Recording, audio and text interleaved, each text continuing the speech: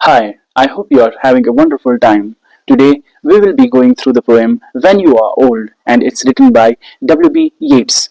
So, first of all, let's talk about the life of W.B. Yeats. W.B. Yeats was born on 13th of June 1865 and he died on 28th of January 1939. He was an Anglo-Irish poet and dramatist.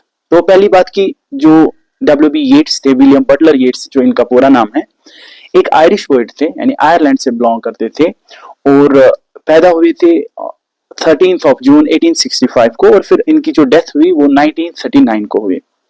So he was a poet as well as dramatist. एक तो वो poet भी थे और एक dramatist भी थे वो. He studied poetry in his youth. हालांकि जो पोइट्री है ना वो इसने बचपन में ही या हम कह सकते हैं यूथ में ही पढ़ी, जवानी में पढ़ी.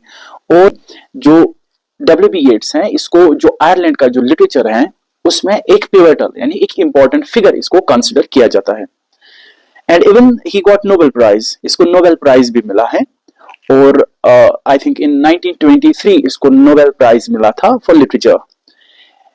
And Yeats is generally considered one of the few writers. और इसको उन few writers में कंसिडर किया जाता है जिसके ग्रेटेस्ट वर्क्स जो है ना वो नोबेल प्राइज मिलने के बाद सामने आ गए. और इसने बहुत सारे वर्क्स लिखे हैं, जैसे जो ग्रेटेस्ट वर्क्स इनको कंसिडर किया जाता है after being awarded the Nobel prize. जैसे उसमें द टॉवर आता है 1928 या द वाइंडिंग स्टेयर जो 1929 का वर्क है.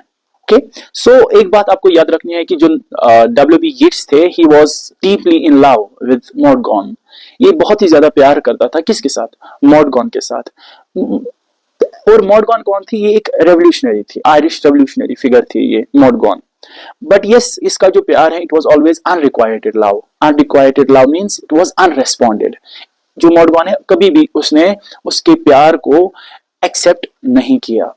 Okay, and as the saying goes, every heart sings a song incomplete until another heart whispers back. Those who wish to sing always find a song. At the touch of the beloved, everyone becomes a poet. तो ऐसी ही चीजें इसके साथ भी गुजरे. हालांकि चूंकि ये बहुत ज्यादा प्यार करता था किसके साथ? मॉडगॉन के साथ, तो ऑटोमेटिकली उसका असर पड़ा. इसने ज्यादा से ज्यादा पोइट्री लिखनी स्टार्ट की और इसीलिए बहुत सारे इसके पोएम्स हैं जिनमें जो इंटेंस इमोशंस हैं वो ऑटोमेटिकली हमारे सामने आते हैं. वो जो प्यार है वो इसने इजहार करने की कोशिश की है. But yes, we also know that Maud Gonne ने उसको बहुत बार कहा कि अगर जो मेरा प्यार है वो अनरेस्पॉन्डेड है, बट इससे हम क्या हो जाएंगे? इससे हम दोनों इमॉर्टल बन जाएंगे. इमॉर्टल इन द सेंस कि आप कंटिन्यूअसली लिखते रहोगे और हम दोनों जिंदा रहेंगे. Once we get closer to each other, तो ये जो प्यार है, ये जो पोइट्री है, ये फिर खत्म हो जाएगी. तो बेहतर है हमारे लिए कि हम एक दूसरे के क्या रहे? दूर ही रहे. It was once said by Maud Gonne to whom? To W.B. Yeats. So this poem is addressed to Mordgone. The first thing is कि ये जो poem है ना ये address की गई है किसको? मॉडगॉन को. The poet's beloved. ये कौन है? ये poet की beloved है. Mordgone was an Irish revolutionary who never responded to Yeats's love. मॉडगॉन एक आयरिश रेवोल्यूशनरी थी जिसने कभी भी रेस्पॉन्ड नहीं किया. किसके लव को रेस्पॉन्ड नहीं किया? W.B. Yeats के लव को. This lyric is an expression of Yeats' intense emotions. और ये जो लिरिक है When You Are Old, ये जो सॉन्ग टाइप पोएम है, तो ये एक हम कह सकते हैं उसी का एक इंटेंस एक्सप्रेशन है. The speaker of the poem dramatizes his unrequited love by offering a future command for the addressee. हालांकि ये जो है ना ये ड्रामेटाइज इस कंडीशन को करता है, पूरी सिचुएशन को ड्रामेटाइज करता है. जैसे ये इसको एक फ्यूचर कमांड देता है. ठीक है, इसको पता है कि यानी जो मॉडगॉन है इसने प्यार एक्सेप्ट नहीं किया, तो फिर ये इसको फ्यूचर के लिए कमांड देता है. कमांड कौन सी है वो हम इस पोएम में पढ़ेंगे. और ये जो पोएम है ना ये इसने सेकंड पर्सन सिंगुलर में लिखी है. ओके, ये एड्रेस की गई है मॉडगॉन को. He is allowed to take down his book of poems and read it. हालांकि कौन सा फ्यूचर कमांड है? ये इसको कहता है कि जब आप when you are old, जब आप बुजुर्ग होगी तो फिर आप एक काम करना, मेरी जो ये बुक है जिसमें मे बी द रोज या बुक ऑफ मेमोरीज जिसको हम कह सकते हैं या द रोज, तो वो जो बुक है द रोज जिसमें ये पब्लिश होगी ये वाली पोएम, तो फिर आप उस बुक को उठाना और फिर आप उस बुक को पढ़ना. He imagines that his poem will appear in a collection of his poems. यानी ये इमेजिन सिचुएशन करता है W.B. येट्स पहले ही कि मेरी जो ये वाली पोएम है ये किसी न किसी कलेक्शन में पब्लिश हो जाएगी. He wants the addressee, after she has become old and grey and full of sleep, to read his poem and think about his love for her. अब ये इसको ये भी कहता है कि जब आप बूढ़ी हो जाओगी इस बुक को उठाना, तो फिर उसके बाद when she is old and grey, that means when she is old, आप इस पोएम को पढ़ना और सोचना कि कैसे एक बंदा यानी डब्ल्यू बी येट्स आपके साथ प्यार करता था। वो जो मेमोरी है वो आप रिविजिट करना। फिर the poet leaves no stone unturned, यानी पोइट जो है ना पूरी कोशिश करता है। He leaves no stone unturned means he tries his best to convince his beloved that he loves her from the depths of his heart। ये पूरी कोशिश करता है कि अपने beloved को कन्विंस करे, मनाए कि वो दिल से उसके साथ from the depths of his heart जो है ना अपनी इस beloved यानी मॉडगॉन के साथ प्यार करता है। Yeats is not just fascinated by Maud physical charms and the external beauty that forms the basis of the lover's passion। अब Yeats सिर्फ इसके फिजिकल चार्म्स से ही फैसिनेट नहीं है, बल्कि यानी इसकी एक्सटर्नल ब्यूटी को देख के ही इसके पीछे यानी हम कह सकते हैं कि मैड नहीं हुआ है, क्रेजी नहीं हुआ है, बल्कि हालांकि अगर हम आमतौर पे देखें तो जो मेन चीज है, अगर दो बंदे एक दूसरे के साथ प्यार करते हो तो मेन जो है ना वो फिजिकल चार्म्स होते हैं, फिजिकल ब्यूटी होते हैं। कहते हैं कि वही फिजिकल ब्यूटी जो है ना किसी के प्यार की बेस बन जाती है, लेकिन ये उन पैरामीटर से भी आगे बढ़ता है। दैट मींस पोइट का जो लव है इसकी ये सिर्फ bounded by these physical charms नहीं है, बल्कि इससे भी आगे, इससे भी परे है।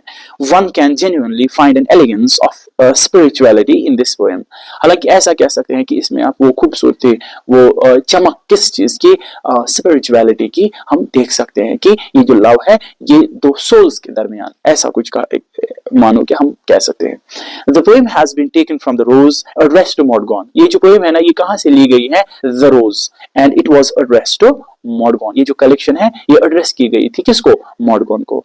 So let's read this poem first। When you are old and grey and full of sleep and nodding by the fire, take down this book and slowly read and dream of the soft look your eyes had once and their shadows deep।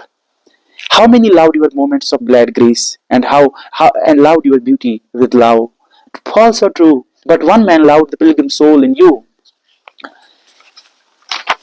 and loved the sorrows of your changing face, and bending down beside the glowing bars, murmur a little sadly how love fled and paced upon the mountains overhead and hid face amid a crowd of stars। तो ये जो poem है ये इसने I believe कि 3 stanzas में लिखी है। पहला जो स्टैंजा है, हर कोई स्टैंजा 4 लाइंस का है, तो ये क्वार्टरेंस में इसने लिखी है। पहला जो स्टैंजा है इसमें कहते हैं when you are old and grey and full of sleep, यानी दैट मींस ये एड्रेस कर रहा है अब किसको? अपनी बिलाउड मॉडगॉन को, कि जब आप क्या होगी, जब आप बुजुर्ग होगी। When you are old and grey, old and grey हम कह सकते हैं कि सिंबल्स है किसके? ओल्ड एज के, कि जब आप ओल्ड होंगी तो फिर and nodding by the fire. और सीधी सी बात है एक इंसान जब बुजुर्ग होता है तो उसमें वो हिम्मत रहती नहीं है और आमतौर पर वो घर के अंदर ही रहता है। And nodding by the fire, and nodding by the fire means may be कभी कभी बुजुर्ग को ना मैक्सिमम ऐसा होता है कि इनको क्या लगता है, इनको ठंडी लगती है कि नहीं, तो फिर they are always sitting by the fire, वो हमेशा बैठे हुए होते हैं by the fire and nodding by the fire, since कभी कभी नींद भी आती है। So this is what she the poet is trying to say कि when you are nodding by the fire, when you are exhausted, when you are tired, when you are about to die, when you are without energy, listless, lifeless, then do one thing, to take this book, यानी मेरी जो ये book है ना the रोज, या हम कह सकते हैं इसके 2 मीनिंग्स हो सकते हैं। द रोज या तो कलेक्शन या तो हम कह सकते हैं बुक ऑफ मेमोरीज, ठीक है, क्योंकि जब एक इंसान बुजुर्ग होता है उसके बाद वो जो है ना जो भी उसने अपनी जवानी में किया हुआ होता है वो उन चीजों को के ऊपर सोचता है कि नहीं, कभी कभी उसको मानो कि रिग्रेट भी होता है कि काश कि मैंने ऐसा कुछ किया होता, काश कि ये काम मैंने नहीं किया होता। तो ऐसे इसको कहता है कि आप ना ये मेरी जो बुक है इसको उठाना, ठीक है, या तो मेरे बारे में आप सोचना, या तो ये जो बुक है जो द रोज है इस बुक को पढ़ना और फिर एंड स्लोली रीड, और फिर आराम से इसको पढ़ना, आराम से, ओके, आराम से पढ़ने के बाद and dream of the soft look your eyes had once, और फिर अपनी आंखों के बारे में सोचना, मेरे बारे में मत सोचना बल्कि अपनी आंखों के बारे में सोचना। Dream of the soft look. Soft look is a poetic way to say the beauty that deep beauty that your eyes had. वो जो profound beauty आपकी आंखों में हुआ करती थी, उन आंखों के बारे में सोचना, अपनी आंखों के बारे में सोचना आप। Your eyes had once and their shadows deep. And their shadows deep means, और उनकी जो shadows, it means the impact, the profound impact that those eyes had on me। यानी वो जो असर उन आंखों का, यानी आपके उन आंखों का, यानी वो असर जो किस पे उन आंखों ने किया था, मुझ पे किया था, उस खूबसूरती के बारे में, उन अपनी आंखों के शैडोज के बारे में, the depth of your shadows, the profound beauty of your shadows. Think about that and think that those eyes had profound impact on me. कि उन आंखों का भी बहुत ज्यादा असर था मुझ पे। उन आंखों के बारे में सोचना आप।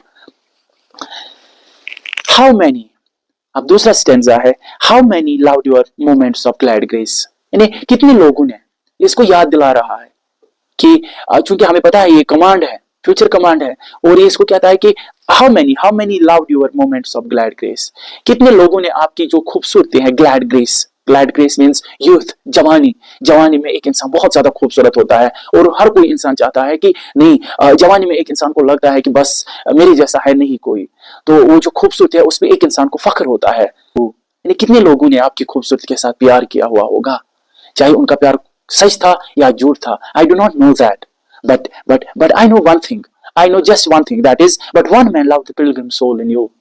लेकिन एक बंदा आपकी इस पिलग्रिम सोल के साथ प्यार करता था। यानी पिलग्रिम सोल मीन्स आपका जो खूबसूरत सोल है, सोल ऑफ मॉडगॉन।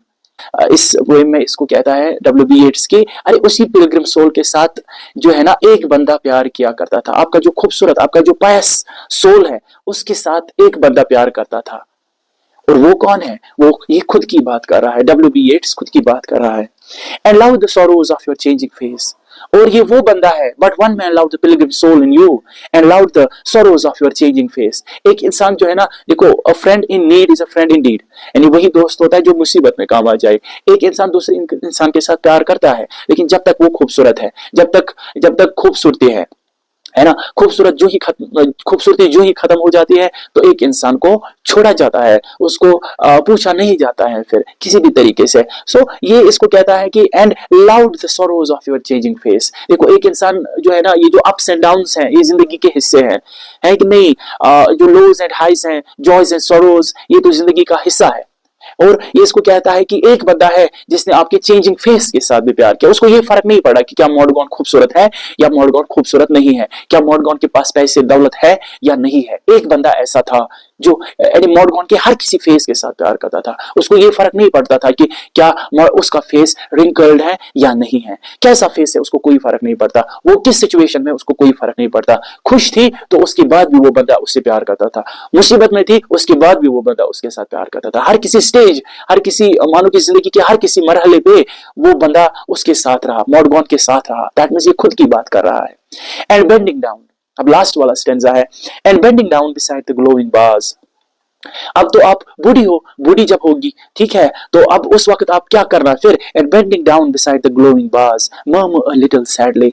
अब तो आपके हाथों में ये मेरी बुक है, ठीक है, और फिर आप इस बुक को पढ़ रही हो, फिर आप अपने साथ एक काम करना, and bending down beside a glowing bars. Glowing bars यानी किसको? ग्रेट को कहते हैं, यानी जहां पे एक इंसान अपने आप को गर्म रख सकता है। ओके, ग्लोइंग बार्स इमेजरी है, इमेज की एक एग्जांपल है।